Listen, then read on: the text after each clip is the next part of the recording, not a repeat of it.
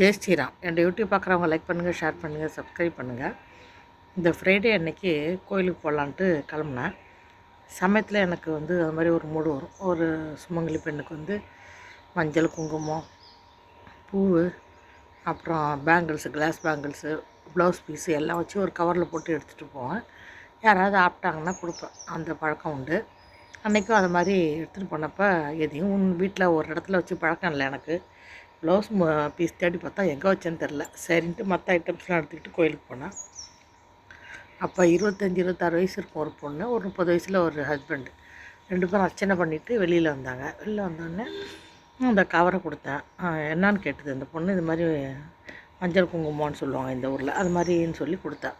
கொடுத்தோடனே திறந்து பார்த்துச்சு. திறந்து பார்த்துட்டு சந்தோஷமாக மூஞ்சி மலர்ந்து போச்சு. அப்புறம் பிரசாதம் வாங்கிட்டு நான் வெளில உட்காந்து சாப்பிட்டுட்டு இருந்தேன். அப்போ அந்த பொண்ணு தேடிக்கிட்டு வந்தது, என்ன தேடி பார்த்துட்டு எனக்கு தேடிக்கிட்டு வந்தது. என்னம்மா அப்படின்னா, இன்றைக்கி எங்களுக்கு வெட்டிங் டே ஆண்டி அப்படின்ச்சு. அது சென்டிமெண்ட்டாக ஃபீலிங்ஸு. நம்மளுக்கு வெட்டிங் டே அதுமா யாரோ ஒருத்தவங்க மஞ்சள் குங்குமம் கொடுத்துருக்காங்க அப்படின்ற ஒரு சந்தோஷம். சின்ன பொண்ணு ரொம்ப சந்தோஷமாக இருந்தது எனக்கு கூட.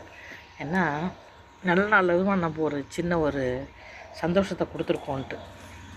அது பெருசாக நம்ம அள்ளி கொடுக்க போகிறதில்ல யாருக்கும். சின்ன சின்ன சந்தோஷங்கள் நம்மளால் ஒருத்தர் கிடைக்கிறதுனா செய்யறதுல ஒன்றும் தப்பு இல்லை.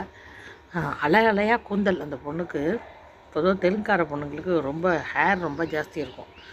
பெரிய அலையாக அலை மாதிரி பெரிய கூந்தல், நல்ல லட்சணமான முகம், அதெல்லாம் பார்த்தா ரொம்ப சந்தோஷமாக இருந்தது. இது வாழ்க்கை அவ்வளோதாங்க. லைக் பண்ணுங்கள், ஷேர் பண்ணுங்கள், சப்ஸ்கிரைப் பண்ணுங்கள்.